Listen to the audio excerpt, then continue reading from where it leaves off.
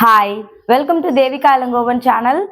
இன்னைக்கு நம்மளோட சேனல்ல என்ன வீடியோ பார்க்க போறோம் அப்படின்னு பார்த்தீங்கன்னா, இன்னைக்கு எனக்கு தெரிஞ்ச சில விஷயங்களை உங்களோட ஷேர் பண்ணிக்கணும் அப்படின்னு சொல்லி நினைக்கிறேன். ரொம்ப நாள் ஆச்சு இந்த இடத்துல உட்காந்து மறுபடியும் உங்ககிட்ட பேசுறதுல எனக்கு ரொம்ப ஹாப்பியா இருக்கு. நிறைய பேர் கேட்கறது, அக்கா நீங்க இந்த இடத்துல உட்காந்து வீடியோ போடும்போது நீங்க சொல்ற விஷயங்கள் எல்லாமே ரொம்ப பாசிட்டிவா இருக்கு. அதை தாண்டி எனக்கு வந்து பாத்தீங்கன்னா நிறைய விஷயங்கள் நானுமே என்னோட லைஃப்ல சேஞ்ச் பண்ணியிருக்கேன் அப்படின்னு சொல்லியிருந்தீங்க. இன்னைக்கு வந்து பாத்தீங்கன்னா எதை பத்தி பேச போறேன் அப்படின்னா, நம்ம பொதுவாவே எப்பவுமே சொல்லுவாங்கல்ல, ஏதோ வந்து ஒரு குழப்பம் மனசுக்குள்ள இருந்துட்டே இருக்கு அப்படின்னு சொல்லிட்டு, நம்ம எப்ப தெளிவா இருக்குமோ அதுதான் வந்து பாத்தீங்கன்னா நம்ம வந்து மென்டலா ரொம்ப ஸ்ட்ராங்கா இருக்கிறதுக்கு நம்ம ஹெல்ப் வந்து பண்ணும். அதனால இன்னைக்கு தெளிவை பத்தி தான் உங்ககிட்ட நான் வந்து ஷேர் பண்ணிக்கணும் அப்படின்னு சொல்லி நினைக்கிறேன். தெளிவுதான் நம்ம மனசோட வலிமை அப்படின்னு சொல்லுவாங்க. நிறைய பேர் வந்து இது வந்து நீங்களும் உங்களோட லைஃப்ல வந்து ஃபேஸ் பண்ணிருப்பீங்கன்னு நினைக்கிறேன். எப்ப பார்த்தாலும் ஏதோ ஒரு கன்ஃபியூஷன்ல இருந்துகிட்டே இருக்கிறது. எப்பவுமே உங்களோட மனசை நீங்க வந்து பாத்தீங்கன்னா எந்த யோசனையும் இல்லாம ரொம்ப வந்து தேவையில்லாத யோசனைகள்லாம் இல்லாம இருக்கும்போது வந்து பாத்தீங்கன்னா நீங்க எடுக்கிற முடிவு எல்லாமே ரொம்ப கரெக்டா வந்து இருக்கும். ஃபர்ஸ்ட் பாயிண்டே அதுதான். நீங்க குழப்பம் இல்லாம எந்த முடிவையும் வந்து எடுக்கிறதுக்கு வந்து பாருங்க. நீங்க ஏதாவது நமக்கு வந்து பர்சனலாவே வந்து பாத்தீங்கன்னா ஏதாவது மண்டைக்குள்ள நிறைய விஷயங்கள் வந்து ஓடிட்டு இருக்கும். ஏன்னா நமக்கு நிறைய கமிட்மெண்ட்ஸ் வந்து இருந்துகிட்டே இருக்கும்.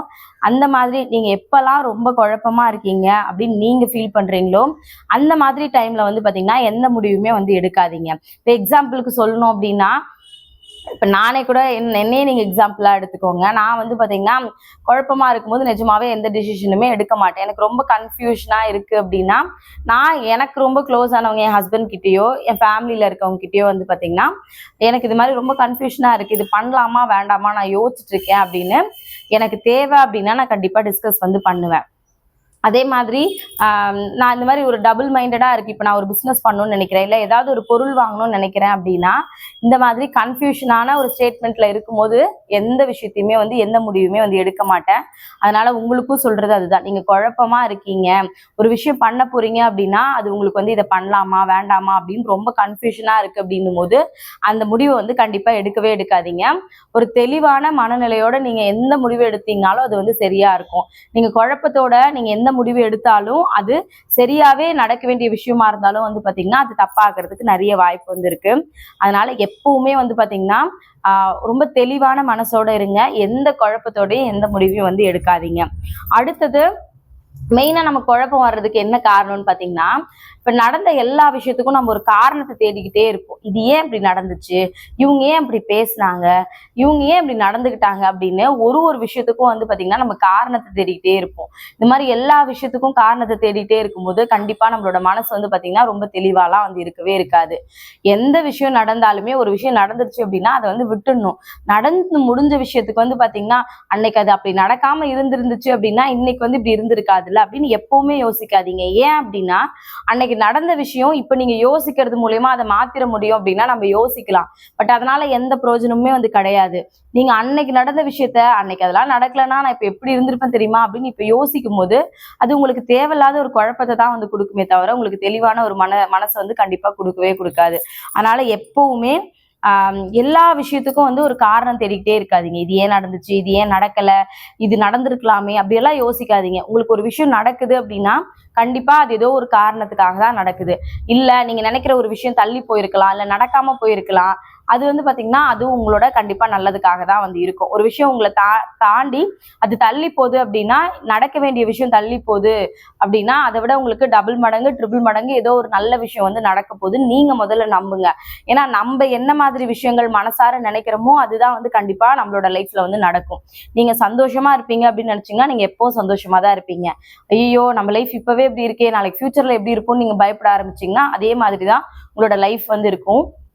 நாளைக்கு என்ன நடக்கும் அப்படின்றதெல்லாம் கண்டிப்பா வந்து தெரியாது. ஆனா நம்ம இன்னைக்கு வைக்கிற நம்பிக்கை தான் நமக்கு இன்னைய நாளை வந்து ரொம்ப ஹாப்பியா கொண்டு போறதுக்கு நமக்கு ரொம்ப ஹெல்ப்ஃபுல்லா வந்து இருக்கும்.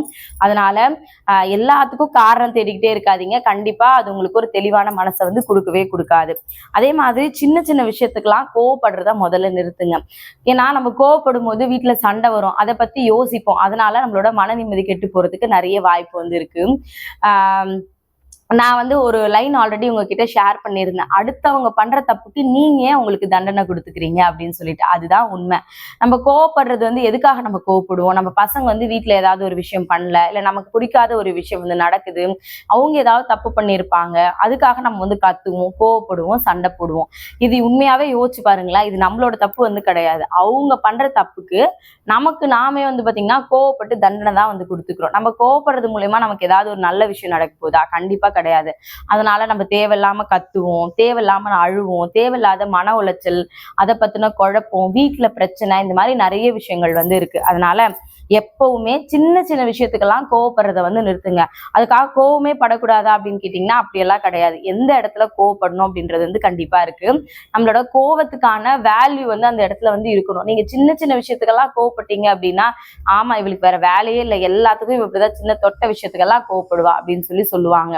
அதனால இப்ப நார்மலா நீங்க குழந்தைய பாத்துக்கிற விஷயத்துக்கே எடுத்துக்கோங்களேன். குழந்தைய பாத்துக்கிறவங்களுக்கு தான் அந்த ப்ரெஷர் வந்து தெரியும். ஆனா அந்த குழந்தைய நம்ம திட்டும் போதோ, அதுகிட்ட கத்தும் போதோ, நம்ம அதை அடிச்சு கோவப்படும் போதோ வந்து பாத்தீங்கன்னா பாக்குறவங்களுக்கு எப்படி தெரியும்னா, நமக்கு இருக்கிற ப்ரெஷர் யாராலையுமே வந்து புரிஞ்சுக்க முடியாது. நம்ம கத்துறோம், நம்ம வந்து இது பண்றோன்றது மட்டும்தான் தெரியும். அதே மாதிரி நம்ம வீட்டுல நிறைய வேலை செய்வோம். நமக்கு யாராவது ஒருத்தங்க ஹெல்ப் பண்ணாங்க, நம்மளோட வேலையை யாராவது ஷேர் பண்ணிக்கிட்டாங்க, இல்ல ஆறுதலா ஒரு வார்த்தை பேசினாங்க அப்படின்னா நமக்கு அந்த இடத்துல வந்து கோவம் வரப்போறது வந்து கிடையாது. ஆனா இந்த மாதிரி எந்த விஷயங்களுமே நம்மளோட லைஃப்ல நடக்கல அப்படின்னும் போது, நம்ம கத்தும் போதோ, கோவப்படும் போதோ, சண்டை போடும் போதோ என்ன நடக்கும் அப்படின்னா, வெளியில இருந்து பாக்குறவங்களுக்கோ இல்ல வீட்டுக்குள்ள இருந்து பாக்குறவங்களுக்கோ என்ன தோணும்னா, எப்ப பார்த்தாலும் நம்ம அம்மா அப்படியேதான் கத்திட்டு இருப்பாங்க, எப்ப பார்த்தாலும் நம்ம பொண்டாட்டி இப்படியேதான் கத்திட்டு இருப்பா, நம்ம அக்கா அப்படிதான் கத்துவா அப்படின்னு சொல்லிட்டு நம்மளதான் தப்பா வந்து நினைப்பாங்க. நீங்க என்ன விஷயம் நடந்தாலும், எவ்வளவு சீரியஸான விஷயங்கள் நடந்தாலும் கொஞ்சம் பொறுமையா, அது ஒரு கோவம் வரதான் செய்யும். எனக்குமே கோவம் வரும். ஆனா அதை எப்படி கண்ட்ரோல் பண்ணணும் அப்படின்றத முதல்ல கத்துக்கோங்க. உங்களோட கோவத்தை குறைக்கும் போது கண்டிப்பா உங்களோட மென்டல் ஹெல்த் வந்து ரொம்ப ஃப்ரெஷ்ஷா இருக்கும். நீங்க எப்பவுமே ஏதோ ஒரு விஷயத்தினால கோவப்பட்டுக்கிட்டே இருக்கீங்க அப்படின்னா, அந்த விஷயத்த ஒரு நாள் மட்டும் கோவப்படாம ட்ரை பண்ணி வந்து பாருங்க. அது என்ன மாதிரி விஷயங்கள் வேணா நடக்கலாம். உங்க பையன் டிஃபன் பாக்ஸ் கழுவிட்டு வந்து இல்லாம இருக்கலாம், புக்ஸ் சரியா வைக்காம இருக்கலாம், வீட்டுல இருக்கிற பாத்திரம் எல்லாத்தையுமே எங்கேயாவது வீட்டுல இருக்கவங்க மாத்தி வச்சிருக்கலாம். ஏதோ சின்ன சின்ன விஷயமா தான் இருக்கும். ஆனா அதுக்கு நம்ம எவ்வளவு கத்துவோன்றத நீங்களே யோசிச்சு பாருங்க. ஏன்னா நான் அந்த தப்பெல்லாம் நிறைய பண்ணியிருக்கேன். சின்ன சின்ன விஷயம் எல்லாத்துக்குமே ஏதோ பெரிய விஷயம் நடந்த மாதிரி கத்துவோம். ஆனா கொஞ்ச நேரம் கழிச்சு யோசிச்சு பார்த்தோம் அப்படின்னா நமக்கே அது இதுக்கெல்லாமா நம்ம கோவப்பட்டோம் அப்படின்னு சொல்லி தோணும். முடிஞ்சது அப்படின்னா கண்டிப்பா சின்ன சின்ன விஷயங்களுக்கு கோவப்படுறத முதல்ல நிறுத்துங்க. உங்களோட லைஃப்ல அது உங்களோட மனசுக்கு கண்டிப்பா வந்து பாத்தீங்கன்னா ஒரு நல்ல தெளிவை வந்து கொடுக்கும். அதே மாதிரி நம்மளோட மனசுக்கு பிடிச்ச சில விஷயங்களை வந்து பண்றது, அது புக்ஸ் படிக்கிறதா இருக்கலாம், பாட்டு கேட்கறதா இருக்கலாம். அது மூலயமா வந்து பாத்தீங்கன்னா நம்மளோட மனசு வந்து ஒரு மாதிரி தெளிவான ஒரு மைண்ட் செட்லயே வந்து இருப்போம்.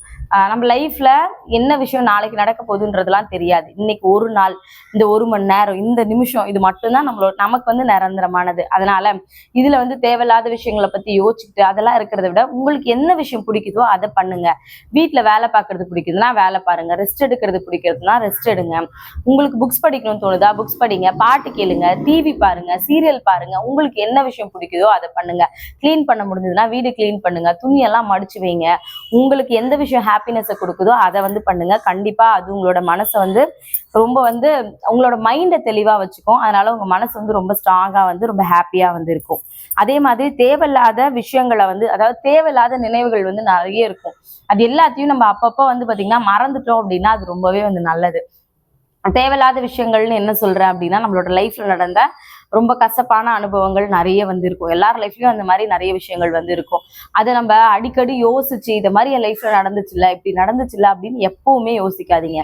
ஒரு விஷயம் நம்மளோட லைஃப்ல நடந்துருச்சு, அது முடிஞ்சிருச்சு, பட் நம்ம இப்போ எப்படி இருக்கோம் அப்படின்றத பத்தி மட்டும் யோசிங்க. பழைய விஷயங்கள் எல்லாத்தையும் அப்பப்பவே மறந்துட்டோம் அப்படின்னாலே கண்டிப்பா நம்மளோட மனசு வந்து ரொம்ப தெளிவா இருக்கும். அதனால நம்ம ரொம்ப ஹாப்பியா வந்து இருக்கலாம். கண்டிப்பா இதை வந்து ட்ரை பண்ணி பாருங்க. அதே மாதிரி நம்ம என்னைக்கு எந்த விஷயம் செய்ய போறோமோ, இன்னைக்கு என்ன பண்ண போறோம் அப்படின்றத வந்து கரெக்டா வந்து முடிவு பண்ணுங்க. எப்பவுமே சொல்றது என்னன்னா, பிளான் பண்ணி ஒரு விஷயத்த பண்ணோம் அப்படின்னா கண்டிப்பா அது சக்சஸா மட்டும்தான் வந்து முடியும். அதனால நீங்க செய்யற சின்ன சின்ன விஷயமா இருக்கட்டும், ஒரு வீடை வந்து பாத்துக்கிறது வந்து அவ்வளவு பெரிய விஷயம். அதுல ஆரம்பிச்சு நீங்க பாக்குற ஒரு சின்ன சின்ன விஷயங்களை கூட இன்னைக்கு நம்ம இதைதான் பண்ண போறோம் அப்படின்றத முன்னாடியே வந்து டிசைட் பண்ணிடுங்க. நைட்டே வந்து நாளைக்கு நமக்கு இந்தந்த வேலை எல்லாம் இருக்கு, நம்ம இது எல்லாத்தையும் முடிக்க போறோம் அப்படின்னு நீங்க முதல்ல நாளைக்கு பண்ண போற வேலைக்கான பிளானை வந்து நீங்க ரெடி பண்ணி வந்து வச்சுக்கோங்க. எல்லாமே கரெக்டா தான் நடக்குமா, நம்ம பிளான் பண்ற மாதிரி நடக்குமான்னு கேட்டீங்கன்னா நீங்க நடக்கும் அப்படின்னு நம்புனீங்கன்னா கண்டிப்பா அது வந்து நடக்கும். சில டைம்ல சில விஷயங்கள் நடக்காம கூட வந்து போகலாம். இப்ப நான் வீட்டுல இருக்கேன், இன்னைக்கு என்னோட பிளான் என்னவா இருக்கும், காலையில இத்தனை மணிக்குள்ள நான் சமைச்சு முடிக்கணும், இத்தனை மணிக்குள்ள வீடியோஸ் அப்லோட் பண்ணணும், இதுக்கப்புறம் தேவேஷ் பொட்டிக்கான ஆர்டர்ஸ் என்ன வந்திருக்கு, ஆர்டர் பேக் பண்றது அதெல்லாம் வந்து இருக்கும். இதை தாண்டி ரேஷன் கடைக்கு போறதா இருக்கட்டும், இல்ல பேங்க்குக்கு போறதா இருக்கட்டும், இல்ல இந்த இடத்த கிளீன் பண்ணணும், இந்த மாதிரி இன்னைக்கு என்னென்ன ஒர்க்கெல்லாம் நான் பண்ண போறேன் அப்படின்றத நேத்தே வந்து ஷெட்யூல் பண்ணி வந்து வச்சாச்சு. ஷெட்யூல்லாம் வந்து ஒரு பேப்பர் எடுத்து நோட் எடுத்து எழுதுறதெல்லாம் வந்து கிடையாது. எனக்கு வந்து தெரியும் இந்த டைம்ல இருந்து இந்த டைமுக்குள்ள என்னோட இந்த விஷயங்கள்லாம் நான் வந்து முடிச்சிருவேன். 11 மணிக்குள்ள என் வீடு ஃபுல்லா பெருக்கி ஃபுல்லா வந்து பாத்தீங்கன்னா தொடச்சி விட்டு பாத்திரம்லாம் வாஷ் பண்ணி கிச்சன்லாம் தொடச்சி விட்டுருவேன். 11 மேல என்னோட தேவேஷ் பொட்டிக்கு ஆர்டர்ஸ் வந்தது எல்லாத்தையும் பேக் பண்ணி வைப்பேன். ஏன்னா அப்பதான் 1 மணிக்கு கொரியர் எடுக்கிறதுக்கு வீட்டுக்கு வருவாங்க. இந்த மாதிரி எனக்கு சில கமிட்மெண்ட்ஸ் எல்லாம் இருக்குல்ல, இதுக்கான விஷயங்கள் எல்லாத்தையும் நான் முன்னாடியே வந்து ப்ரிப்பேர் வந்து பண்ணி வச்சுப்பேன். ப்ரிப்பேர்னா நான் மைண்ட் அளவுல வந்து பாத்தீங்கன்னா என்ன ப்ரிப்பேர் வந்து பண்ணி வச்சுப்பேன். அதனால நான் இந்த விஷயங்கள் தான் என்னோட லைஃப்ல வந்து ஃபாலோ வந்து பண்ணிட்டு இருக்கேன். அதனால உங்களுக்கும் சொல்ற விஷயம் என்ன அப்படின்னு பாத்தீங்கன்னா, எப்பவுமே உங்களோட மனசை வந்து ரொம்ப தெளிவா வந்து வச்சுக்கோங்க. ஏன்னா நம்ம எந்த அளவுக்கு தெளிவா இருக்குமோ அந்த அளவுக்கு நம்மளோட மனசு ரொம்ப ஸ்ட்ராங்கா இருக்கும். நம்ம ஸ்ட்ராங்கா இருந்தாதான் நம்ம எடுக்கிற முடிவுகளும் ரொம்ப நல்லா இருக்கும். நம்ம ஸ்ட்ராங்கா இருந்தாதான் நம்மளை நம்பி இருக்கிற நம்ம குடும்பமும் ரொம்ப ஹாப்பியா வந்து இருக்கும். என்னோட லைஃப்ல நான் இந்த விஷயங்கள்லாம் வந்து ஃபாலோ பண்றேன். உங்களோட லைஃப்ல நீங்க என்ன மாதிரியான மிஸ்டேக் எல்லாம் பண்ணியிருந்தீங்க, இப்ப நான் சொல்லியிருந்த விஷயங்கள் எல்லாம் உங்களுக்கு எது எது பிடிச்சிருந்துச்சு, எதெல்லாம் இனிமே நீங்க ஃபாலோ பண்ண போறீங்க அப்படின்றத மறக்காம கமெண்ட்ல வந்து சொல்லுங்க. இந்த வீடியோ பிடிச்சிருந்துச்சா இல்லையா அப்படின்றதையும் மறக்காம கமெண்ட்ல சொல்லிடுங்க. மறுபடியும் நாளைக்கு இன்னொரு வீடியோல பார்க்கலாம். தேங்க்யூ.